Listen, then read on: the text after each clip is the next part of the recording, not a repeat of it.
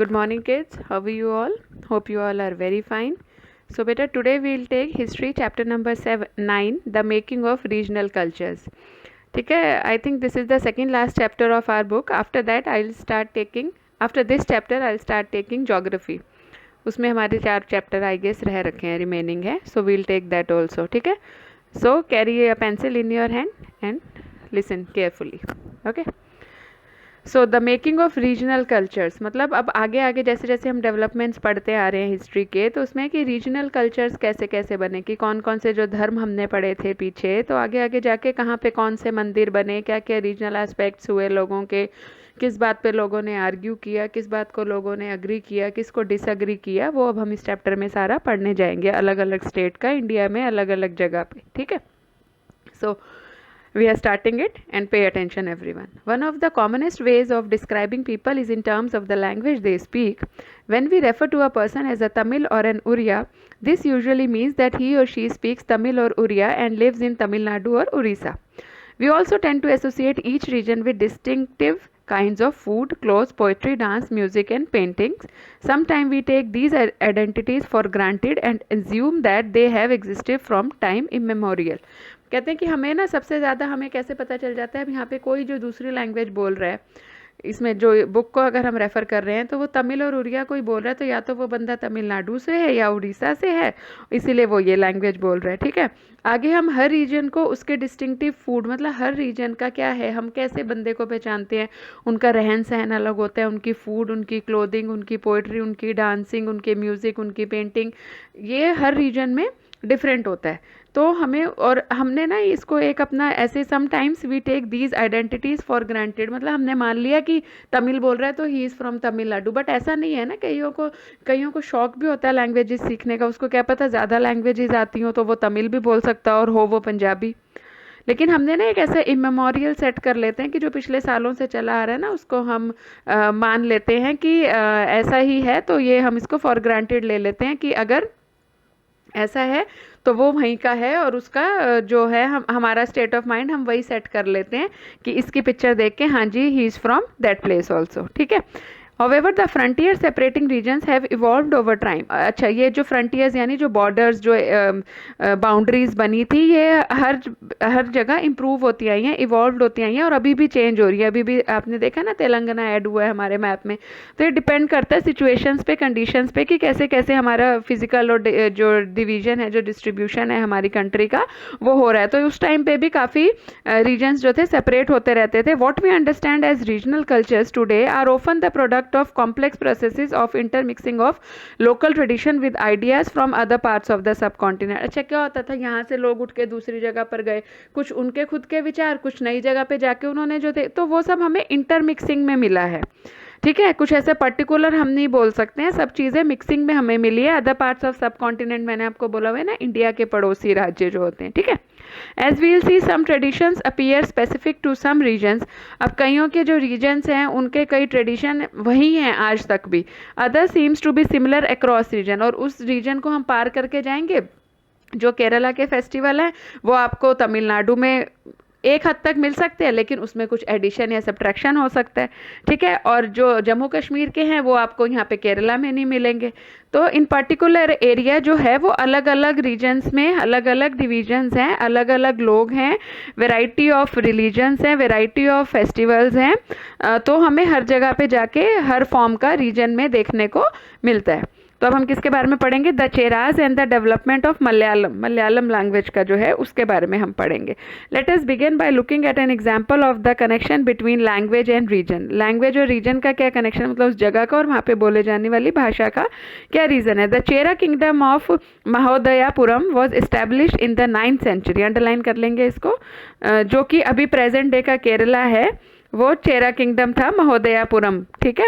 9th century में, जो अभी फिलहाल हमारा केरला है. It is likely that Malayalam was spoken in this area. तो वहाँ के एरिया में कौन सी लैंग्वेज बोली जाती है, अंडरलाइन कर लेंगे बेटा, Malayalam. The rulers introduce the Malayalam language and script in their inscription. जो वहाँ पे राज करने वाले राजा थे उनकी जो इंस्क्रिप्शंस है उसमें मलयालम लैंग्वेज और उसी की लिपि हमें मिली है। वहाँ पे जो स्क्रिप्ट है, जो उनकी भाषा है, वो मलयालम मिली है।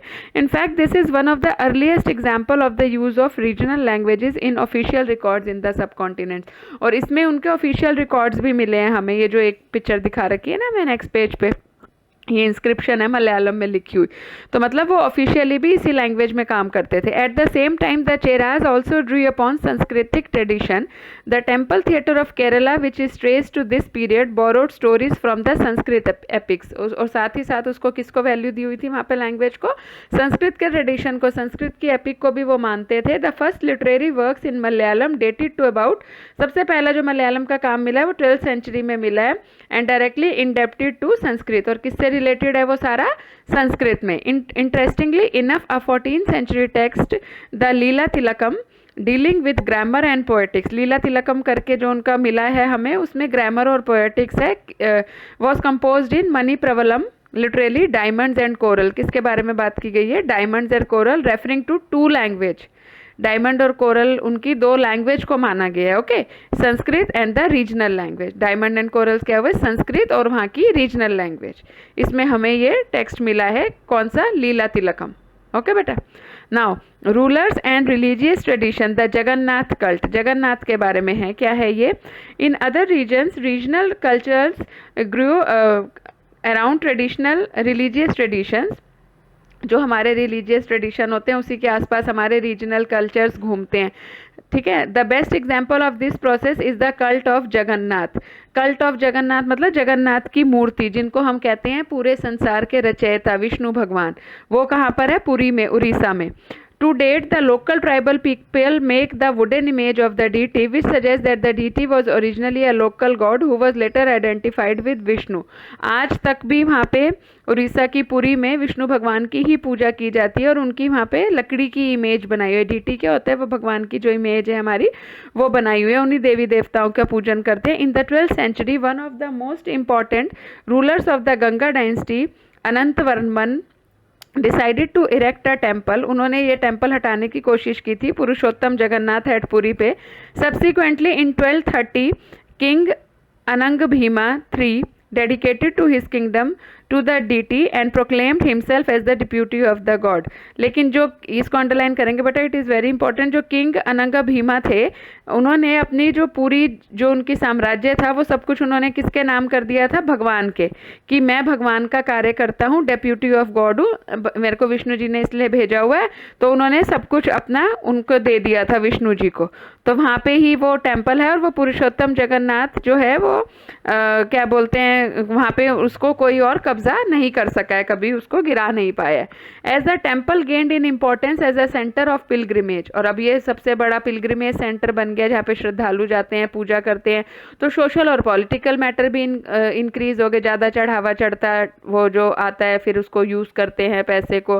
तो इन सब चीज़ों में भी ये फेमस हो गया। All those who conquered Orissa, जिसने भी उड़ीसा पे कब्जा किया, जीता उड़ीसा को, such as Mughals, Marathas and the English East India Company, उन्होंने मंदिर के ऊपर कंट्रोल करने की पूरी कोशिश की। They felt that this would make their rule acceptable. और अगर उनको ऐसा था, क्योंकि उस मंदिर की इतनी मान्यता हो गई थी, लोग इतने श्रद्धालु उसको मानने लगे थे कि अगर हमने इस मंदिर को जीत लिया तो जो यहाँ के लोकल लोग हैं वो हमारा रूल यहाँ पे पूरा, हम अपना साम्राज्य यहाँ पे चला सकते हैं। ठीक है।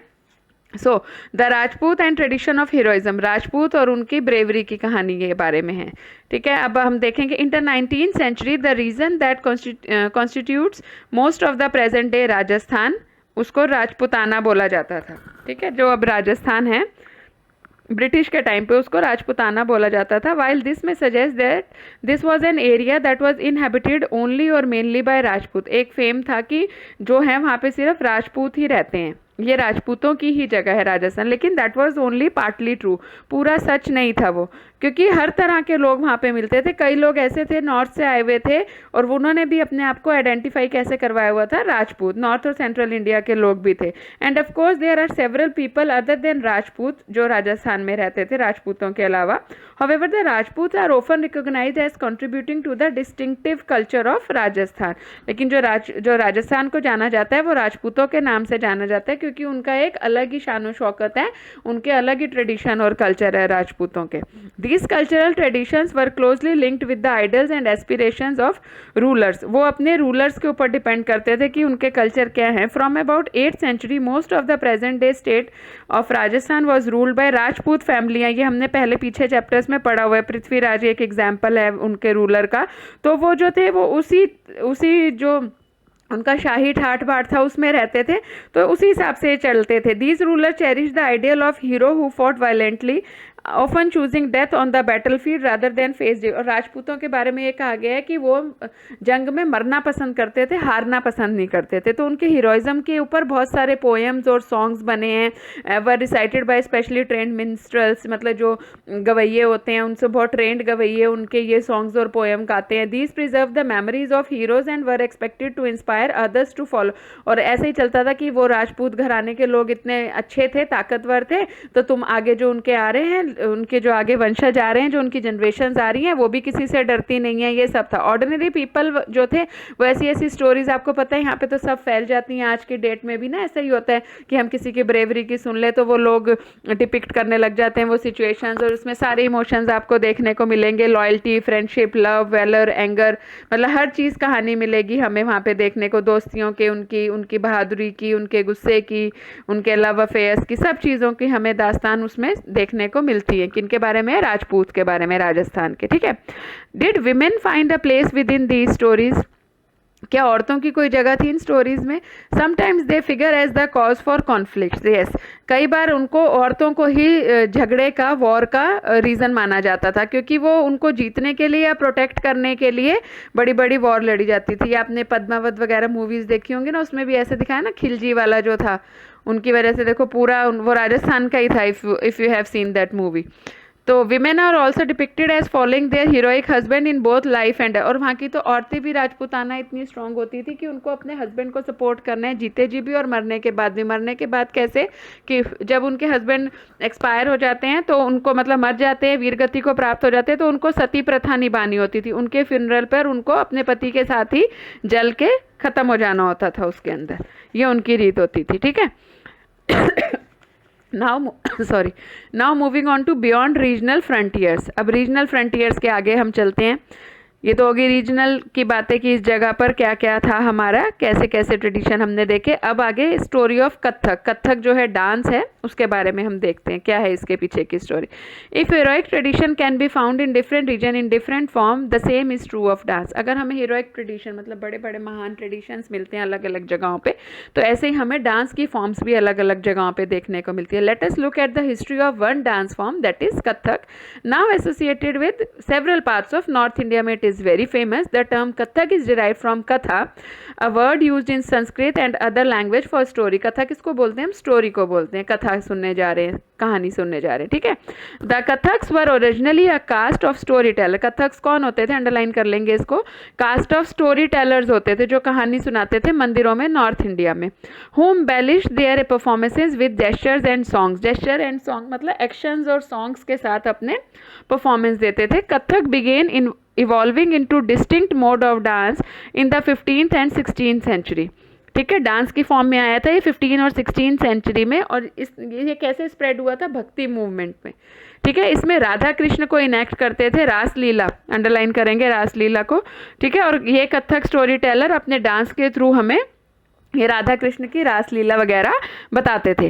Under the Mughal emperor and their nobles, Kathak was performed in the court. Mughal emperor जब राज करते थे तब कथक जो था कोर्ट में परफॉर्म किया जाता था, उनकी सभा में। Where it acquired its present features and developed into a form of dance with a distinctive style. Subsequently it developed into two tradition और gharanas, one in the court of Rajasthan Jaipur and other in Lucknow. दो तरह से ये distribute हो गया, एक राजस्थान के वहाँ पे जयपुर में कथक और दूसरा लखनऊ में। Under under the patronage of Wajid Ali Shah the last nawab, जो वाजिद अली शाह थे अवध के आखिरी नवाब, it grew into a major art form, वहाँ पे उन्होंने कथक को बहुत बड़ा डांस का आर्ट फॉर्म बना दिया।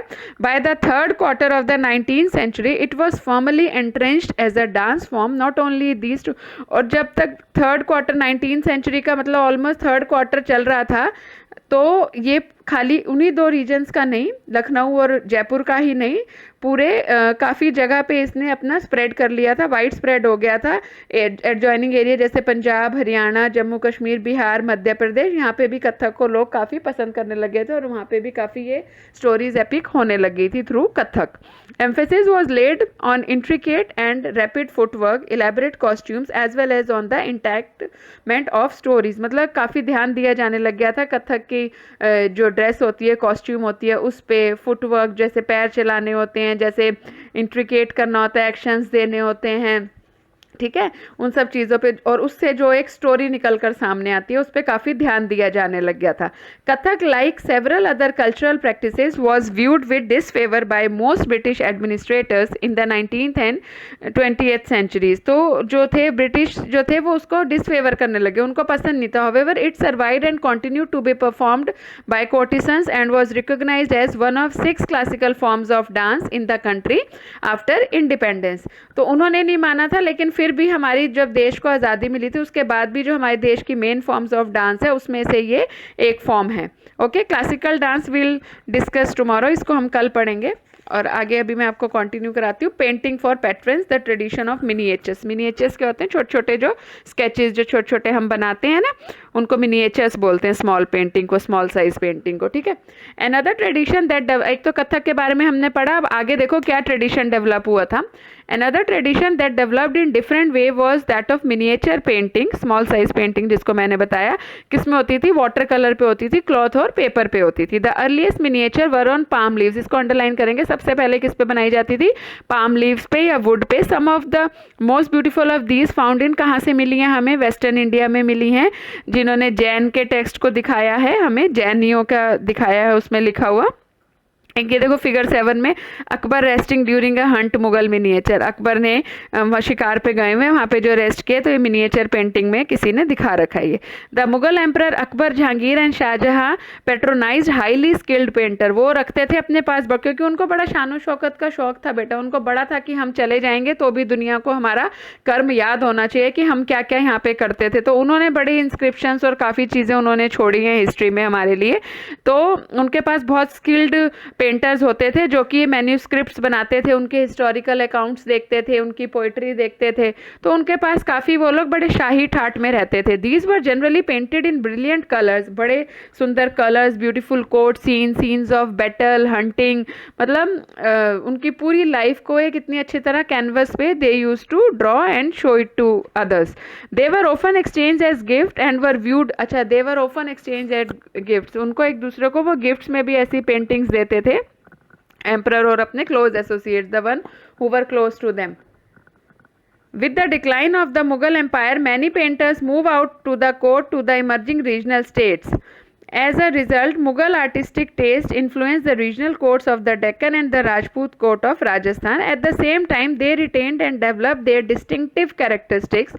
Portraits of rulers and court scene came to be painted following the Mughal example. Mughal को देख कर ना आगे राजस्थान में, डेक्कन में, सब जगह ये ट्रेंड चला दिया और सारे लोगों ने भी ऐसे कोर्ट सीन्स और ये सब को पेंट करना शुरू कर दिया। Beside themes from mythology and poetry were depicted at the centre. Mewar, Jodhpur, Bundi, Kota और किशनगढ़ में हम राजस्थान में देखें तो वहाँ पे भी माइथोलॉजी जो कहानी और जो पोएट्री है उनके बारे में सब मेंशन किया हुआ है इन मिनिएचर पेंटिंग के हिसाब से, ठीक है बेटा।